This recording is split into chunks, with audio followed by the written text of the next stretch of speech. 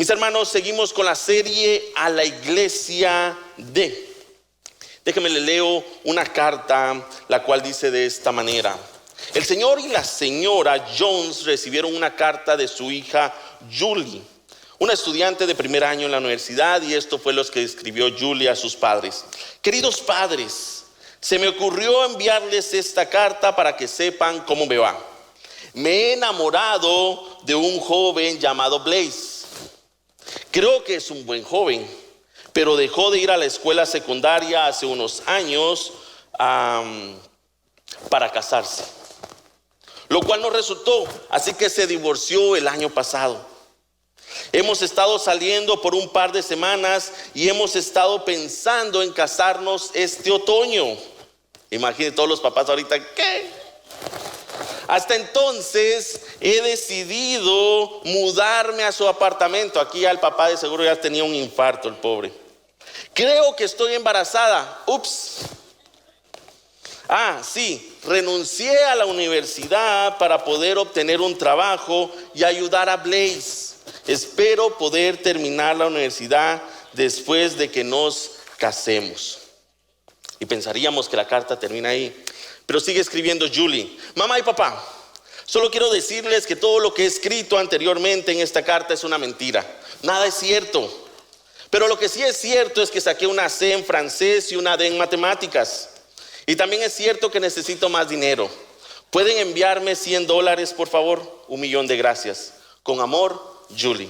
2 días después, Julie recibió un cheque por más de $100. Hermanos, aunque parezca esta carta con tintes de comicidad y nos hace reír un poco, sabemos el objetivo de las cartas en sí. Las cartas lo que desean y lo que expresan en sí es informarnos una situación en la cual es necesaria buscar una solución o informar lo que está sucediendo. De igual manera, el apóstol Pablo hace esto a las cartas a las iglesias. Él sabe de la situación que está ocurriendo y por ende le es necesario escribirles ¿para qué? Para comunicarles acerca de una solución o información que es necesaria y que sea aplicada dentro de la iglesia. Por ejemplo, la semana pasada nuestro pastor Josué dio un tremendo mensaje en cuestión a la carta a los Corintios y nos dijo en resumen que la carta a los Corintios tenía este objetivo: traer unidad a la iglesia a través del evangelio. Porque podemos buscar unidad en muchas maneras, bajo nuestras propias fuerzas, pero nada mantendrá la unidad si no es el evangelio de Cristo Jesús. Y por ende, para Pablo era importante que esta iglesia en Corinto mantuviera su unidad en el evangelio. Esta semana no es la excepción.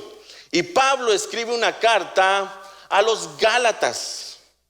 Le habla a las personas que viven en esta región llamada Galacia para poder expresar una situación que es necesario tocar, que es necesario poder tomar en cuenta, que es necesario buscar una solución. Como todo un buen caso de estudio, Pablo nos presenta en su carta primeramente el problema. ¿Qué es lo que está sucediendo en las iglesias de esta región?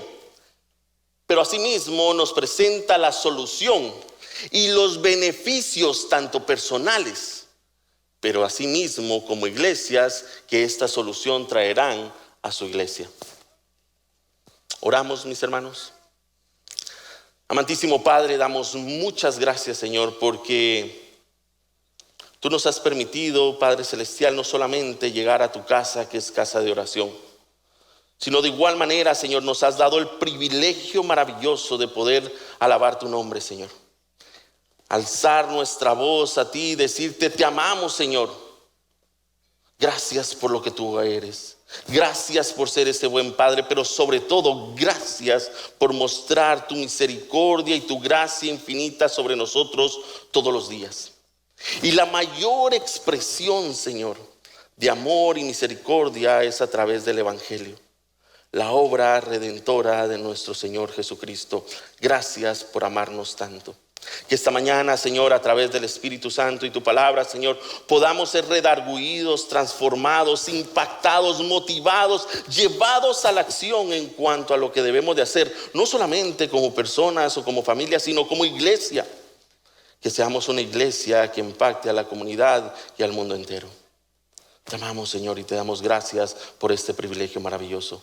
Que tu Espíritu Santo se mueva a través de tu iglesia y que juntos, Señor, salgamos de este lugar siendo transformados a través de él. En el nombre de Cristo Jesús oramos. Amén.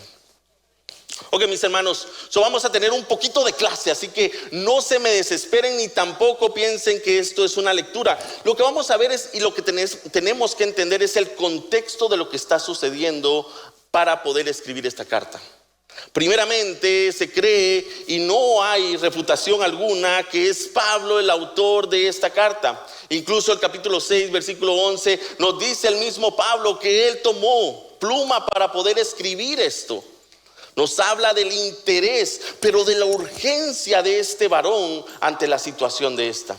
Y aunque cuando veamos el problema, muchos consideremos, pastor, pero si no era tan grave, nadie se estaba muriendo. Pablo dice que muy poca levadura puede fermentar la masa. ¿Qué significa esto? Que un problema, aunque sea y parezca pequeño, puede producir mucho daño. Y el problema que están enfrentando estas iglesias, mis hermanos, era un problema que era necesario, urgente combatir. ¿Por qué? Porque podría llevar más daño. Y eso se aplica para el día de hoy. Sigue siendo latente el mismo o la misma confrontación que tenemos, pero sigue siendo latente y permanente la misma solución que Pablo presenta a esta iglesia. Se nos dice que esta carta fue dirigida a las iglesias del sur. Algunos consideran que era al norte, al sur. Al final, muchos piensan que fue a las iglesias que Pablo vino y llevó en su primer viaje misionero. Aquel viaje en el cual Pablo comienza con Bernabé y va a las iglesias de Iconio, de Listra, de Derbe, de Antioquía, de Pisidia. Y estos nombres para muchos de ustedes dirán, se los inventó el pastor. Pero los que venimos los miércoles sabemos que existen, ¿verdad? ¿Por qué? Porque podemos encontrar la historia de esta iglesia y la historia de este viaje y el amor que tiene Pablo por ellos en el libro de los Hechos. Capítulo 13 y 14 nos habla acerca de este primer viaje y cómo Dios va guiando el camino hacia estas iglesias. Es Dios el que le permite a Pablo poder llegar juntamente con Bernabé y establecer iglesias. ¿Para qué? Para seguir la expansión del reino y del mensaje del evangelio. Pero ha pasado tiempo y a Pablo le es urgente decirles qué ha pasado, qué ha sucedido con ustedes, porque lo que les he enseñado lo han olvidado. Se han dejado llevar por doctrinas y enseñanzas falsas. Y ese es el problema que Pablo quiere llevar o quiere presentar en la iglesia. El día de hoy muchos podríamos decir también a la iglesia, ¿qué ha pasado? Porque muchas iglesias han perdido el enfoque del verdadero evangelio, del verdadero propósito de su existencia y por qué Dios les ha puesto en ese lugar.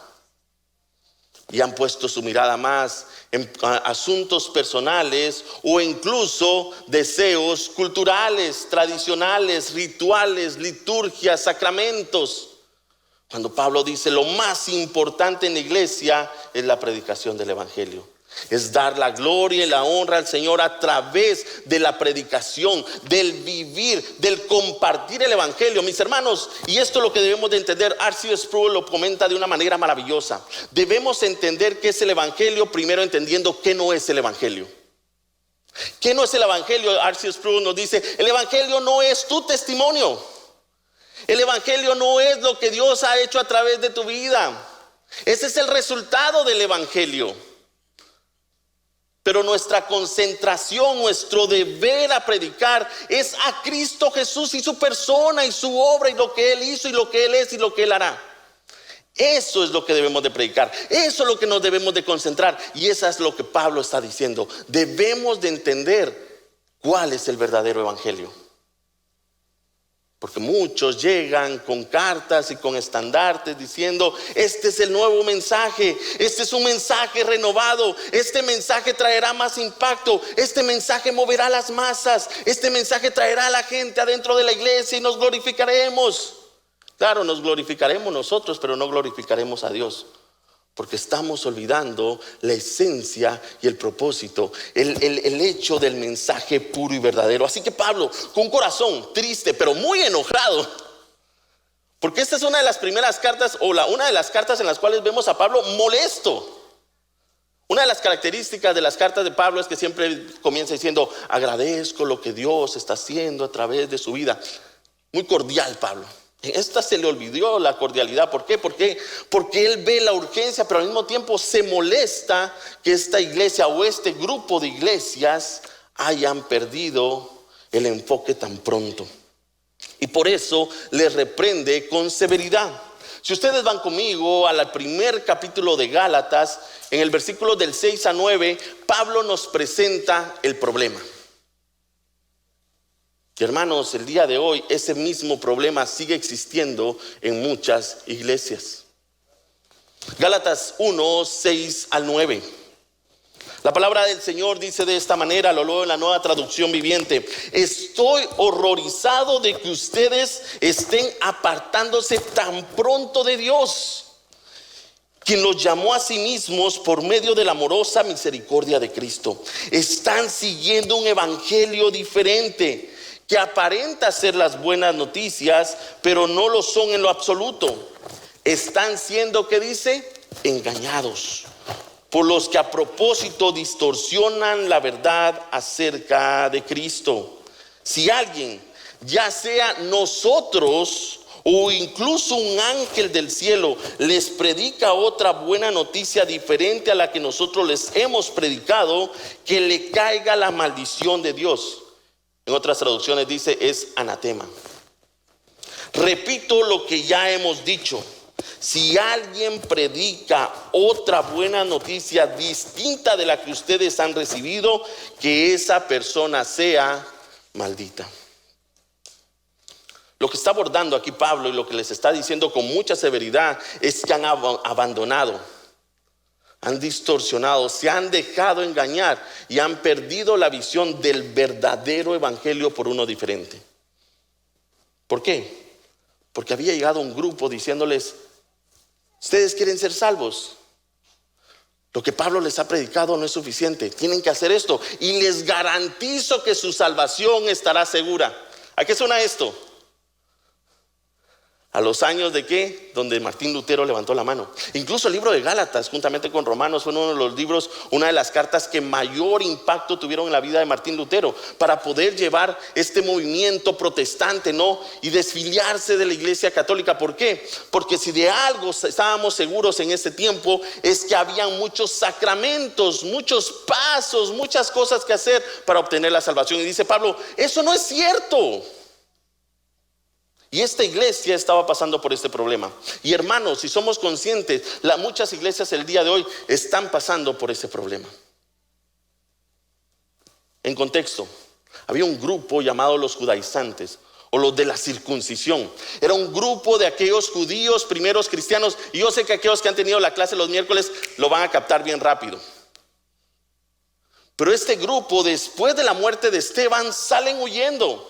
Son perseguidos y empiezan a establecerse en diferentes lugares, a tal punto que llegan a la provincia o a la región de Galacia. Y estos hombres, con la información o con el mensaje que habían estado obteniendo acerca de quién era Cristo, más su cultura, sus tradiciones, ellos se sentían orgullosos de ser el pueblo escogido por Dios. Dijeron: ¿sabes qué? Esto no es suficiente. Cristo no es suficiente. Necesitamos enseñarles a estas personas que necesitan ser judíos primero y después cristianos. Para nosotros no tiene sentido, pero para ellos en ese día era muy lógico. Entonces este grupo llega y comienza a decirles: lo que Pablo les está diciendo no es suficiente, necesitan hacer estas cosas. Y una de estas cosas era la circuncisión. Necesitan circuncidarse ustedes, pecadores, paganos, gentiles, para convertirse como los judíos. que somos el pueblo escogido por Dios. Y después, entonces, Cristo mostrará gracia en ustedes y podrán ser salvos. Suena accesible, suena incluso hasta que es cierto. Pero Pablo es muy tajante y dice: eso no es cierto, no es posible. ¿Por qué? Porque solamente a través de nuestra fe en Cristo Jesús podemos ser salvos. No necesitamos obras, religiones, tradiciones, sacramentos, liturgias, actos, acciones que nos lleven a la salvación, porque la salvación ninguno de nosotros la puede alcanzar. Es solamente Cristo Jesús quien la alcanzó por nosotros. ¿Entendemos este mensaje? Y hermanos, el día de hoy muchas veces vivimos como que no lo entendiéramos, porque sabemos que Dios nos está llamando que solamente a través de Él, pero a veces vivimos como que tenemos que hacer algo para Él y entonces alcanzar la salvación. Y no le estoy diciendo que no haga nada. Lo que le estoy diciendo es que lo que nosotros hacemos no nos salva. Lo que nosotros hacemos a través de la obra de Cristo Jesús y el Evangelio es el fruto de lo que Él ya ha hecho en nosotros. Son dos cosas muy diferentes. Así que el día de hoy, si usted pensaba o usted llegó aquí pensando que necesitaba ser bueno para ser salvo, déjame le digo, nunca lo va a alcanzar de esa manera, porque el único bueno fue Jesucristo. El único bueno sigue siendo Él, y Él es el único que ha alcanzado el estándar. ¿Para qué? Para llegar a la salvación. Es solamente a través de Él que usted y yo podemos ser salvos, que usted y yo podemos llegar a tener redención con el Padre, que usted y yo podemos estar cara a cara delante del Señor. No hay nada que nosotros podamos hacer. Y denle gracias a Dios por eso, hermanos, porque si estuviera en nuestras manos quedaríamos muy cortos. Por eso es bueno que estén en las manos del buen Dios, porque solamente a través de Él es posible. Así que este es el problema. Hay un problema grande, hay una predicación, una enseñanza de un evangelio falso, el cual quiere añadir ciertas cosas a la obra de Cristo. Y Cristo es suficiente, dice Pablo. No necesita ser añadido nada más. En carta a lo que dice el manual de Ryken en cuestión a esto: Gálatas es una carta para los fariseos en recuperación y para los cristianos que están luchando por dejar su viejo legalismo atrás. Hermanos, si nosotros estamos luchando con ciertas cosas que teníamos en el pasado, que no podemos dejar, que pensamos que Cristo no puede hacer, Gálatas es una gran carta para mostrarnos primeramente el evangelio y su fundamento, pero en segundo, la libertad que nos puede dar. Y eso es lo que Pablo quiere decirles: están siendo sujetos a algo que los está condenando, ya cuando Cristo los ha liberado. ¿Por qué regresar cuando ustedes ya estaban en el camino en el cual ya habían sido libertados? Por eso Pablo no se queda solamente presentando ese problema a la iglesia, sino les dice: esto es lo que debemos de hacer. Y hermanos, esto es lo que tú y yo debemos de hacer en nuestro diario caminar como iglesia. Porque se presentarán muchos diciendo: este es el verdadero evangelio. Yo no sé si captaste esto, y es solamente como una nota, un highlight en esta situación. Pero Pablo dice en los primeros versículos del 6 a 9 algo muy interesante. Cuando dice en el versículo 8: si alguien, ya sea nosotros o incluso un ángel del cielo, les predica otra noticia, otra buena nueva, que sea maldito. Esta es una gran defensa apologética en contra del mormonismo, los cuales consideran que tuvo que venir un ángel después. ¿A qué? A entregar lo que faltaba del evangelio. ¿Para qué? Para que ahora sí tener el evangelio completo. Esto es maravilloso, hermanos, porque nos toparemos muchas veces con personas que creen y viven esa religión. Y aquí Pablo es tajante y dice: no, Cristo es suficiente y su obra es suficiente. Así que Pablo nos presenta en los siguientes capítulos 3 puntos importantes. Primeramente nos dice que defendamos el verdadero evangelio. Tú y yo estamos llamados a defender el verdadero evangelio. Pero ¿cómo lo vamos a defender si no lo sabemos? ¿Cómo lo vamos a defender si no lo conocemos, si no lo vivimos, si no sabemos que estamos defendiendo? Es una guerra perdida. Por eso Pablo dice, necesitan conocer, entender, recordar cuál es ese verdadero evangelio para entonces defenderlo. Pero no se queda ahí. Después en los capítulos 3 y 4 dice, ahora después de defenderlo hay que explicarlo. Y después de explicarlo, hermanos, hay que aplicarlo. ¿Qué significa esto? Hay que vivirlo. Porque el evangelio puede ser una acumulación de información nula, sin ningún propósito, si no habita en nuestro corazón y mana, crea raíz, crea fruto para nuestra vida. Por eso en esta carta encontramos esa cita maravillosa de Gálatas 5, donde nos habla de los frutos del Espíritu. Estamos llamados a dar frutos, pero para dar frutos debemos de saber en dónde estamos, quiénes somos y quién es Cristo, en quién creemos. Así que rápidamente vayamos a defender el evangelio. ¿Qué es el verdadero evangelio? R.C. Sproul comenta lo siguiente: el evangelio en el Nuevo Testamento es acerca de Jesús, punto. Su persona, quién Él es, su obra, lo que Él ha hecho. El evangelio es un mensaje claro y definido. Veamos los sermones, dice este teólogo, en las predicaciones de los libros de Hechos y observemos y subrayemos el contenido de los mismos. Entonces descubrirás lo que el evangelio es. El evangelio es acerca de Jesús. El evangelio no es acerca de nosotros. El evangelio no es acerca del enemigo. El evangelio ni siquiera es acerca de lo que nosotros podríamos pensar que es bueno. El evangelio es Jesús. Es acerca de Jesús, de su obra, de su muerte, de su resurrección, glorificación y de su venida por nosotros. Ese es el evangelio que tú y yo debemos de predicar. Y no hay nada más que tengamos que añadir. Hay un solo evangelio y punto. Por eso en el capítulo 2, versículos 16 al 19, Pablo es severo con ellos y les dice: sin embargo, sabemos que una persona es declarada justa ante Dios por la fe en Jesucristo y no por la obediencia a la ley.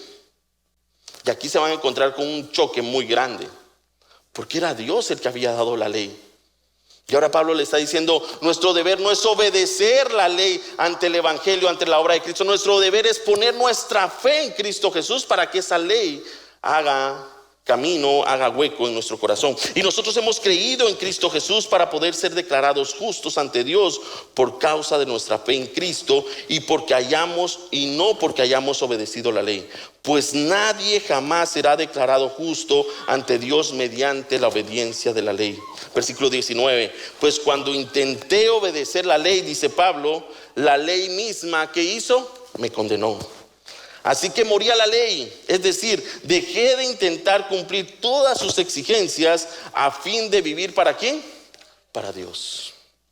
Amados, somos hechos justos, somos hechos rectos, somos hechos aceptables, legalmente puestos y declarados justos. ¿Por qué? Por la fe en Cristo Jesús, solamente por Él. No hay nada más que podamos hacer. ¿Por qué? Porque la ley en su condición, en lo que nos ha sido dada, tiene dos objetivos importantes. Primeramente, en una forma negativa, mostrarnos, magnificarnos quiénes somos.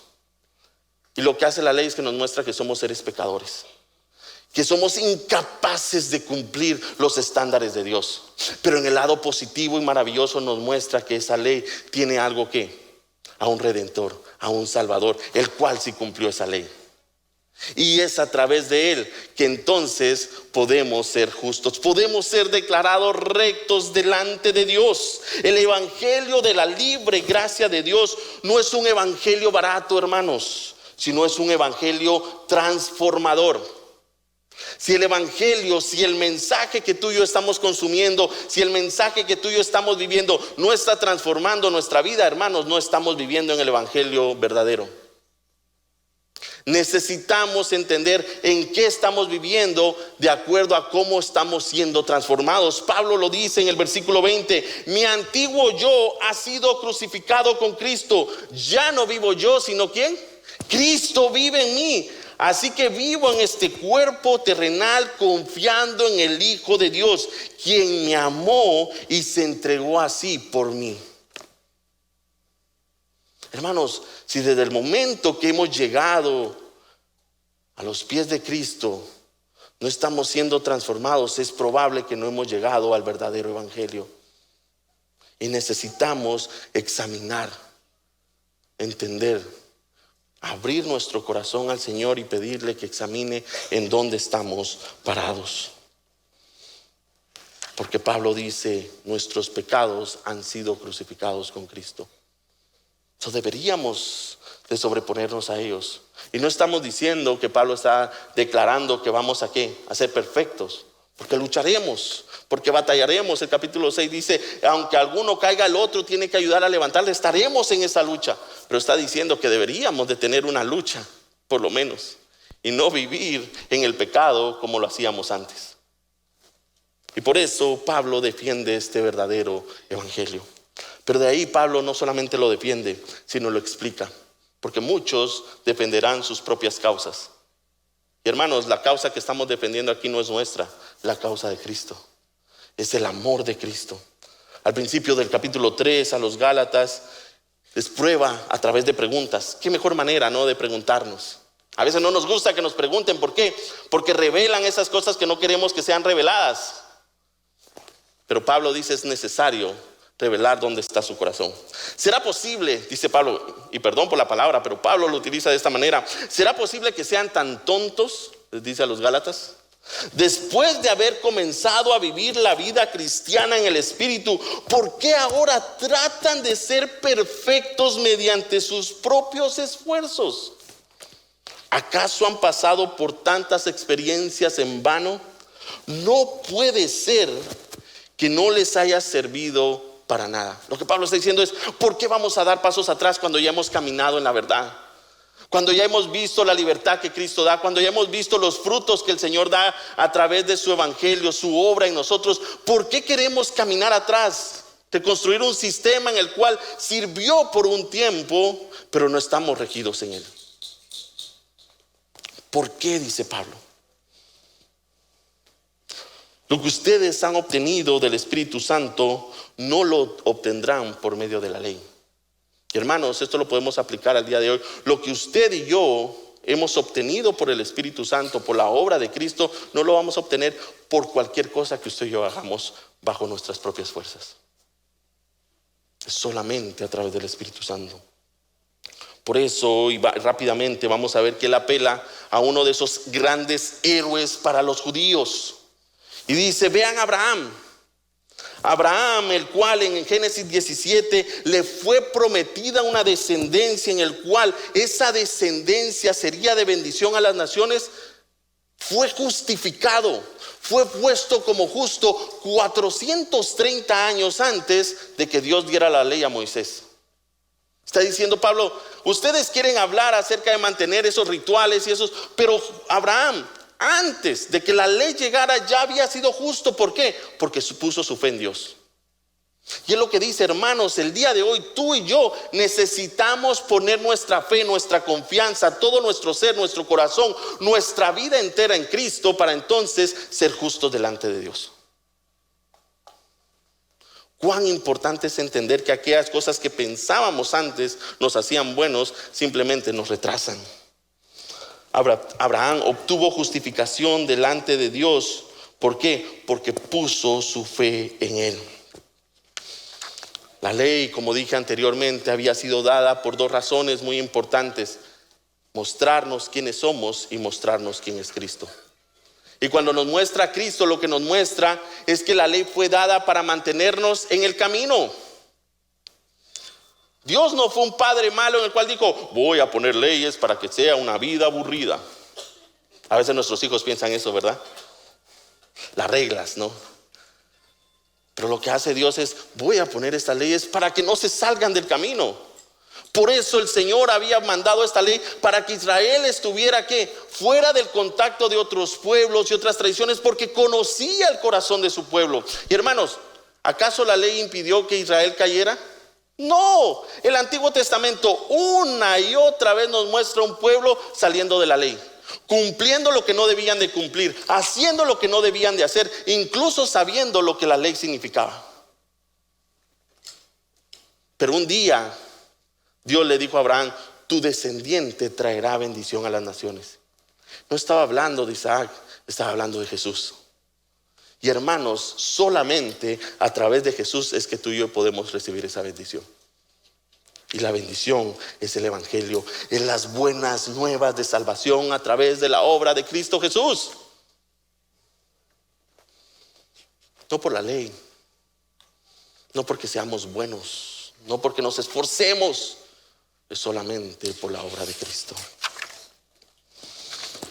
Así que esta mañana concluimos aplicándola en nuestras vidas. Es muy interesante que al principio Pablo apela y confronta al legalismo. Tienen que hacer estas cosas para poder ser salvos. Y el día de hoy muchas iglesias dicen, si no se visten de esta manera, si no piensan de esta manera, si no hacen esta manera, si no vienen este día específico, si no caminan como nosotros caminamos, si no comemos como usted, si no comen como nosotros comemos, si no ven lo que nosotros vemos, no son cristianos. Y nuevamente podemos caer en el legalismo y pensar que a un cristiano lo define lo que hace y no a quien le pertenece. Pero por el otro lado les dice, tengan cuidado, porque cada extremo es malo. Así como existe el legalismo, también existe el libertinaje. Y Pablo dice, hermanos, la gracia, el evangelio no ha sido dada para que ustedes hagan lo que se les pegue la gana. No es para que vivan de acuerdo a sus propios deseos y se entreguen a la carne, se entreguen a sus deseos, sino es para que se sujeten en la obra de Cristo y cómo Él pudo vencer incluso la libertad de la carne. Por eso dice en el versículo 13, 5:13, y concluyo con estos pasajes, pues ustedes, mis hermanos, han sido llamados a vivir en libertad, pero no usen esa libertad para satisfacer, ¿qué, hermanos? Los deseos de la naturaleza pecaminosa. En otras versiones dice los deseos de la carne, ¿no? De este cuerpo. Al contrario, usen la libertad para servir, ¿qué, hermanos? Unos a otros por amor. Pues toda la ley puede resumirse en un solo mandato. Y eso fue lo que dijo Jesús. Amarás a tu prójimo como a ti mismo. Pero si están siempre mordiéndose y devorándose unos a otros, tengan cuidado, corren peligro de destruirse unos a otros. Por eso les dijo, dejen que el Espíritu Santo les guíe en la vida. Entonces no se dejarán llevar por los impulsos de la naturaleza pecaminosa. Y esto es muy interesante, hermanos, porque muchas veces nos encontramos batallando solos, porque no dejamos que el Espíritu Santo nos guíe. Y aquí Pablo nos está llamando a intencionalmente, y es la primera vez que dice, ahora sí, tenemos que trabajar. Cristo ha hecho todo, pero aquí tú y yo sí tenemos que trabajar. Intencionalmente dejarnos llevar por el Espíritu, caminar en el Espíritu, ser llenos del Espíritu. ¿Y cómo hacemos esto, hermano? ¿Cómo hacemos esto, iglesia? Dejando que Él nos guíe. Reconociendo que el Espíritu llega solamente cuando ponemos nuestra fe en Cristo Jesús. Reconociendo que el Espíritu es el que nos lleva y nos dirige de acuerdo al propósito de Dios. El problema, hermano, es que muchas veces vivimos como que el Espíritu no nos guía.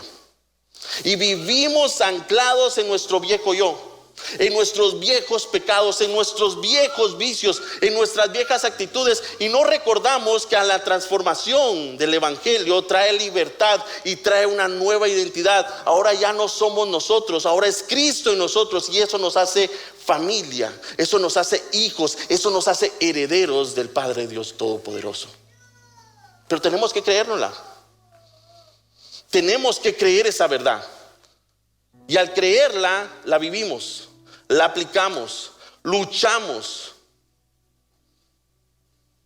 Si esta mañana tú estás pensando, Dios ha puesto en tu corazón, esto es algo que yo no puedo dejar, este pecado, este vicio, esta adicción, este comportamiento, esta actitud, este carácter, no, así me hizo Dios y ni modo que se aguanten. Si tú estás en ese pensamiento, déjame te digo, intencionalmente déjate guiar por el Espíritu Santo. Pero para eso necesitas rendir tu vida a Cristo primeramente. Si no, de nada sirve. Estaremos viviendo en otro evangelio. Por eso Pablo concluye diciendo estas palabras. Así que no nos cansemos de hacer el bien. a su debido tiempo. Cosecharemos numerosas bendiciones si no nos damos por vencidos.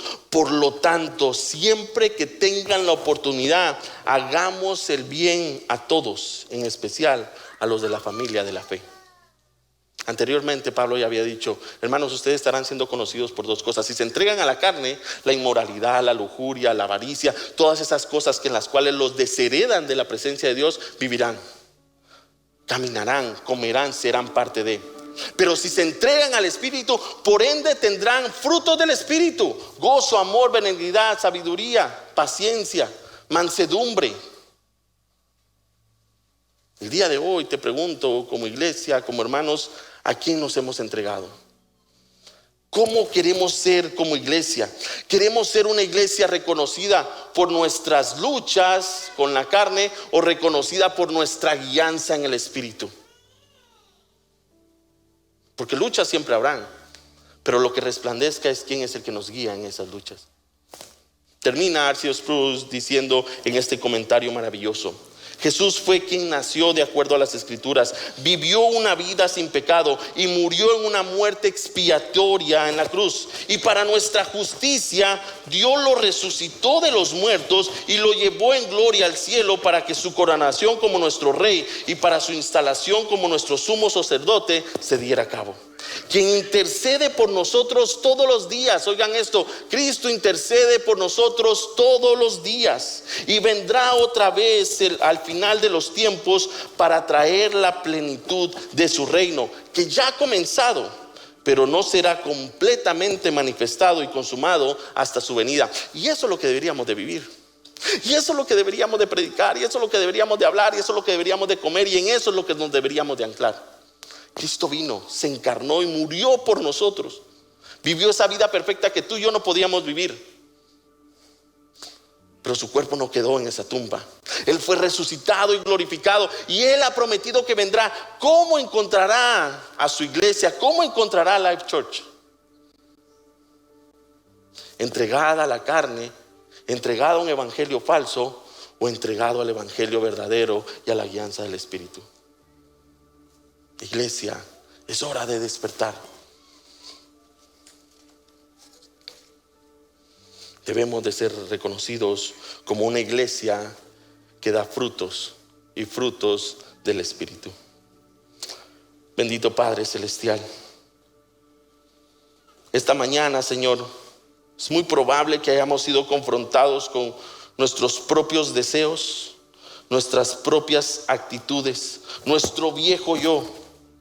Cómo éramos, cómo caminábamos, cómo pensábamos, cómo te adorábamos. Pero que sea viejo, Señor. Te pedimos que esta mañana eso quede en el olvido, que eso quede en el pasado, que solo sirva para recordarnos de dónde tú nos has sacado y a dónde tú nos quieres llevar. Que esta mañana, como iglesia, como tu pueblo, como tu nación, podamos ser una nación transformada, guiada de acuerdo a lo que tú quieres para nosotros. Que podamos vivir en el verdadero evangelio que es Cristo Jesús. Que no pongamos nada más, que no hagamos un obstáculo a aquellos que están viniendo sedientos de escuchar un mensaje transformador. Que no seamos una piedra de tropiezo, sino todo lo contrario, una avenida en la cual ellos puedan llegar a conocerte, Señor, tal y como tú eres. Ayúdanos, Padre Celestial, a no interponernos en tu mensaje, más bien a ser instrumentos vivos en tus manos para el mensaje de salvación. Ayúdanos a explicarlo con severidad, pero al mismo tiempo con simpleza, con fundamento, lo que tú has hecho por amor a nosotros. Y ante todo, Señor, ayúdanos a vivirlo, a aplicarlo todos los días hasta que tú vengas, porque sabemos, Señor, que tú vendrás un día por tu iglesia. Gracias, Señor. En el nombre de Cristo Jesús oramos esta mañana. Amén.